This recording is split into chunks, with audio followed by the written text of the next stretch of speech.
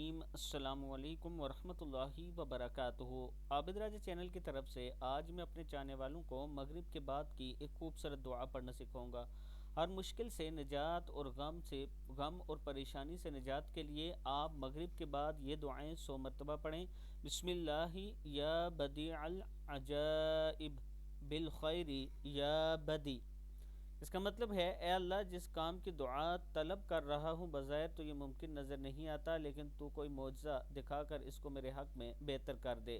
دوسری دعا ہے سبحان اللہ و بحمدہ سبحان اللہ العظیم استغفر اللہ۔ اللہ تعالیٰ کی ذات تمام عیبوں سے پاک ہے، اللہ کی وہ ذات پاک ہے جو بڑے مرتبے والی ہے، میں اللہ سے بخشش چاہتا ہوں۔ صدق اللہ العظیم۔ یہ دعا آپ نے مغرب کے بعد پڑھنی ہے، اور اس کے ساتھ میرے والد صاحب کے لیے آپ نے بخشش کی دعا کرنی ہے۔ وہ وفات پا گئے تھے جمعرات کے دن، تو اللہ تعالیٰ کے حضور یہ دعا کرنی ہے کہ اللہ تعالیٰ انہیں جنت الفردوس میں جگہ عطا فرمائیں۔ السلام علیکم ورحمۃ اللہ وبرکاتہ۔